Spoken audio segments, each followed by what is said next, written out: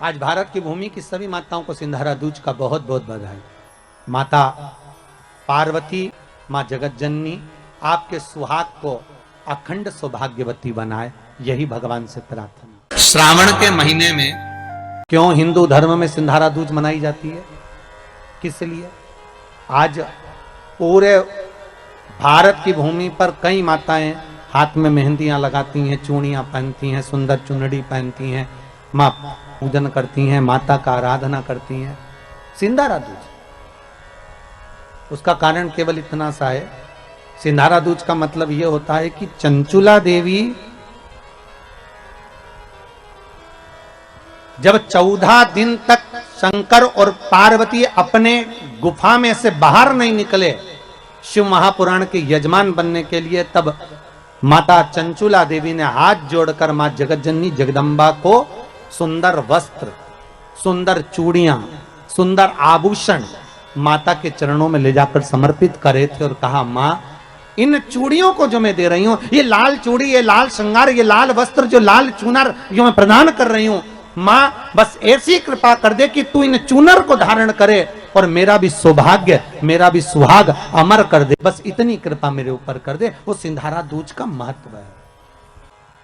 आज भारत की भूमि की सभी माताओं को सिंधारा दूज का बहुत बहुत बधाई। माता पार्वती, माँ जगत जननी आपके सुहाग को अखंड सौभाग्यवती बनाए, यही भगवान से प्रार्थना। सती में और पार्वती में एक अंतर भारी है। सती माँ धनवान है और पार्वती मैया गुणवान है, इसलिए पूरी दुनिया में जितने भी व्रत हैं, पूरी भारत की भूमि पर जितने व्रत होते हैं, कोई व्रत लक्ष्मी जी का नहीं है, भारत की भूमि पर कोई व्रत सरस्वती मैया का नहीं है, भारत की भूमि पर कोई व्रत इंद्राणी का नहीं है, भारत की भूमि पर कोई व्रत किसी देवी का नहीं है। जितना भारत की भूमि पर एक व्रत भारी है वो है माता पार्वती जी का। तीज का व्रत करोगे तो पार्वती जी का है, चतुर्थी का व्रत करोगे तो पार्वती जी का है, छठ का व्रत करोगे तो पार्वती जी का है। आप जितने व्रत देवी जी का करोगे नवरात्र में तो पार्वती जी का है। भारत की भूमि पर जितने व्रत हुए नारियों के, छोटी तीज, बड़ी तीज, हरतालिका तीज, करवा चौथ, जितने चतुर्थी के व्रत, जितने तीज के व्रत, जितने छठ के व्रत, जितने भारत की भूमि पर हुए, ये सब माता पार्वती जी के हैं। पार्वती के क्यों हैं? क्योंकि धनवान और गुणवान में अंतर है। माँ पार्वती गुणवान है, इसलिए माताएं उनके व्रत कर कर अपने अंदर भी वो गुण उत्पन्न करना चाहती हैं कि हम भी ऐसा तप करें, हम भी ऐसी साधना करें। हे माता पार्वती, जैसे आपका अखंड सौभाग्य है, हे माँ जगत जननी हमारा भी मांग में अखंड सौभाग्य रहे। जैसे आपके चूड़े अमर हैं, हे माँ हमारे हाथ में भी चूड़े अमर हो। हे माँ जैसे आपके भाल की बिंदी अमर है, माँ मेरे भाल की बिंदी भी अमर हो। हे माँ जैसे आपके नैनों का सुरमा, बालों का गजरा अमर है, हे माता पार्वती हमारे भी नैनों का सुरमा और बालों का गजरा अमर कर देना। बस इतनी सी कृपा नारी माता पार्वती से मांगा करती है, माँ पार्वती से चाहती है। सूचक वस्तुओं का जो दान करता है वो जीवन में कभी विधवा नहीं होता। महाराज वो 8 वस्तुएं बताई हैं। पहला कुमकुम, दूसरा पुष्प, चाहे लाल हो, चाहे सफेद हो, चाहे पीला हो, पुष्प कोई भी हो।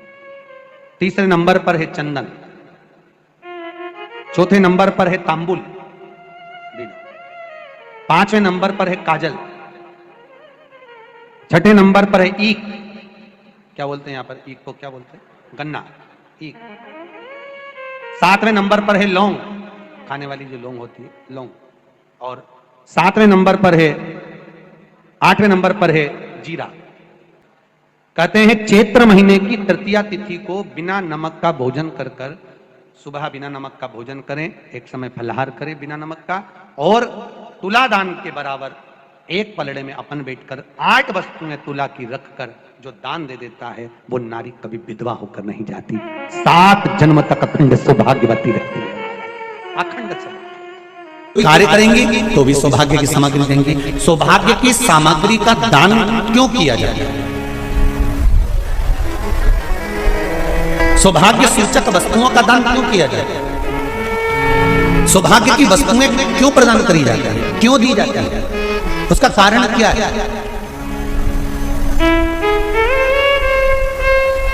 क्यों देते महाराज?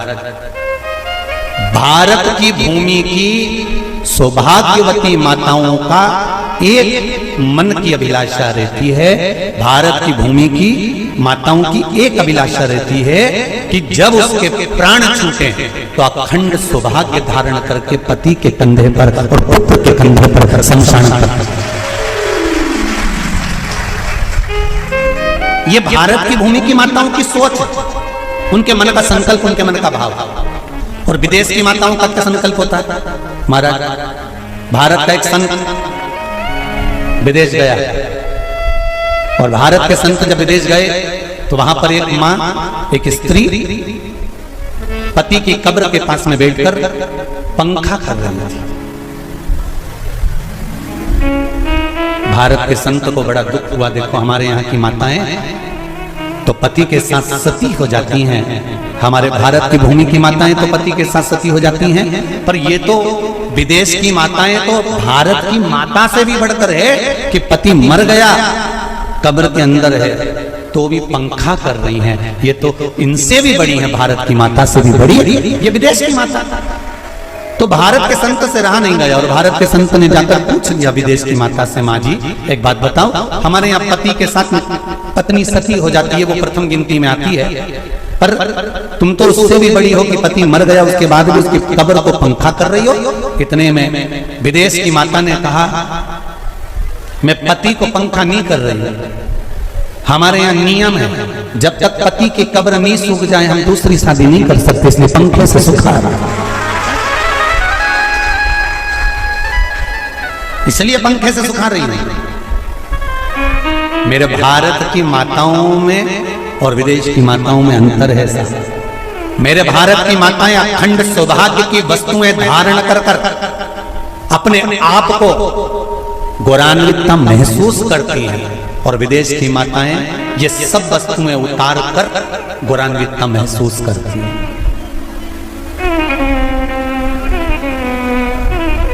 क्यों देते हैं चूड़ी का दान, क्यों देते हैं बिंदी का दान, क्यों देते हैं अखंड सौभाग्य का दान?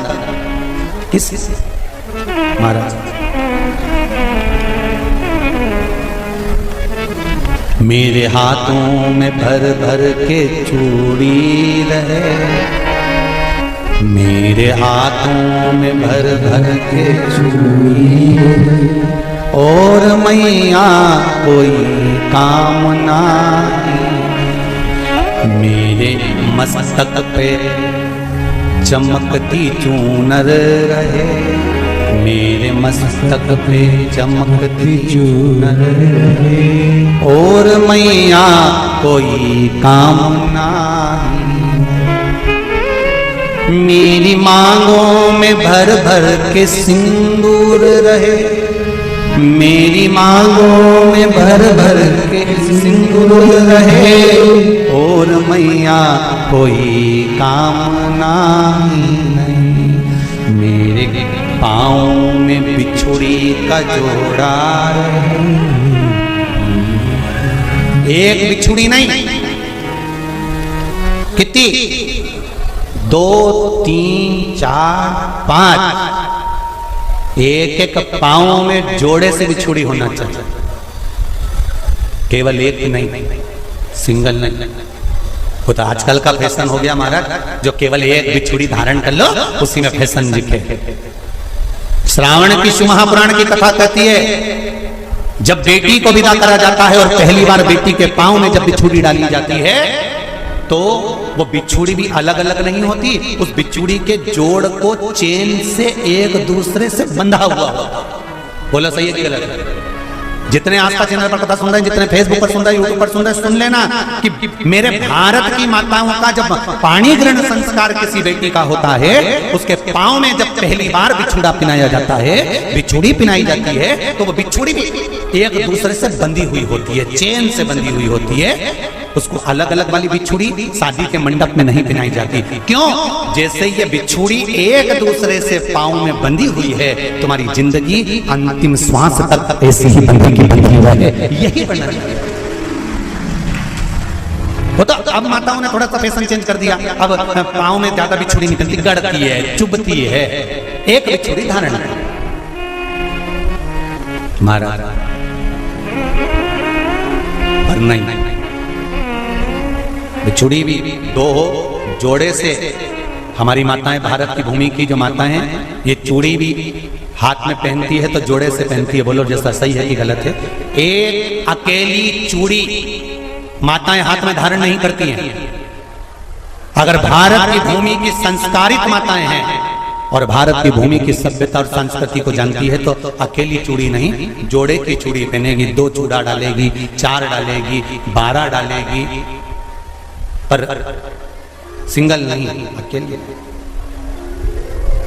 और सरल भाषा में समझ लो, हमारे यहां ठेले पर लेने जाओ तो जो केले अपन खाते हैं वो भी सिंगल नहीं देते, उसको भी जोड़े से दिया जाता है। 2 दूं की, 12 दूं की, आधी दर्जन दूं की 1 दर्जन दूं। अब अंदाजा लगाइए, हमारे यहां देने का भी एक भाव। श्रावण के महीने की शिव महापुराण की कथा, जिसका नाम है श्रावण शिव महापुराण की कथा, ये कहती है कि पार्वती जी ने और गंगा जी ने ये चतुर्मास में जितना सौभाग्य का दान दिया है, उनके बराबर दुनिया का कोई व्यक्ति इतना सौभाग्य का दान नहीं दे सकता जो माता गंगा और पार्वती दोनों दान दे रहे हैं।